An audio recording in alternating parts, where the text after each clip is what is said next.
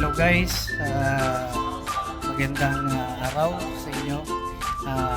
Meron lang akong i-introduce sa inyo na isa sa user ng Vogs na bike, na motorcycles. Kumustahin natin kung ano yung feeling ng gamit yung motor niya bago.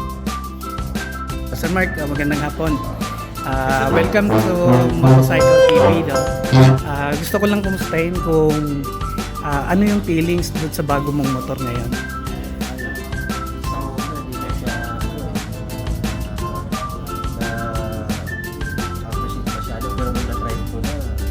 Okay na. Sulit na.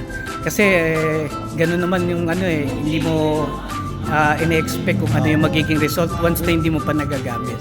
So pag nagamit mo na, okay na yung takbo, yung performance. So regarding sa takbo, sa comfortability, ano yung ano?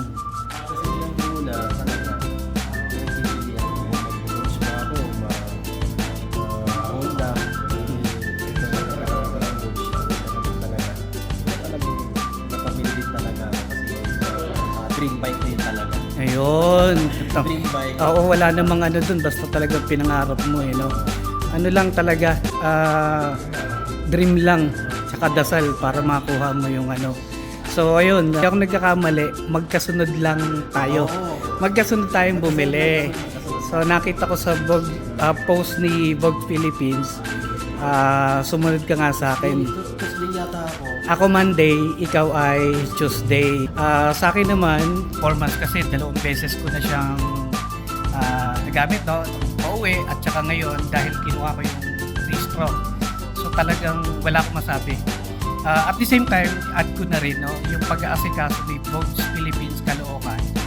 Ang bilis ng papers. Ayaw naman natin mag-compare sa iba pero hindi natin alam kung ano yung process ng ibang kasa.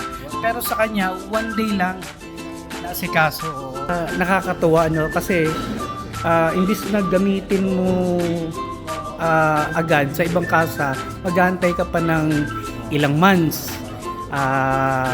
Maybe matagal na yung 2 months, 1 month, tapos 2 weeks.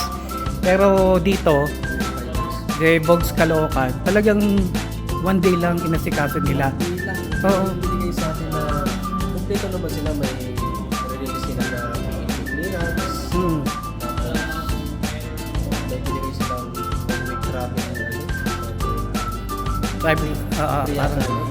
para at least hindi masita dahil habang while you wait na dun sa mga documents na kailangan.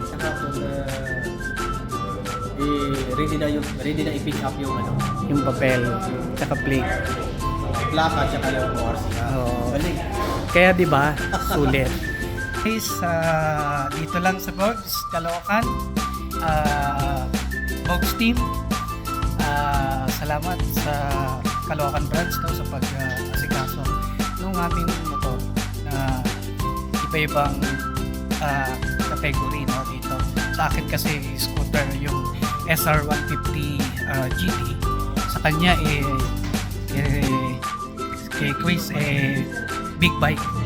So di silang binibenta rito, iba-iba. Depende sa preference kung gagamit. Wala naman tayong dito ano yung mapipili or any brand. Huwag na natin siraan yung ibang brand na kay ano pa yan, kay local, kay branded, kay hindi. Basta importante sa ating mga rider, natupad yung gusto natin na magkaroon ng motor, kasi merong mga naninira na hirap pyesa, baka ganito, ganyan, o kahit anong brand yan, kahit local, kahit China, kahit US, kahit Europe, walang problema as long na natupad at pangarap mo magkaroon ng motor, okay yun. Iwasan natin yung siraan. Kumbaga nasa preference ng mga gumagamit kung ano talaga yung gusto at dream mo. So yun lang guys, ingat mga kamotocycle sa pagbiyahe, sa pag-ride, keep safe always. God bless.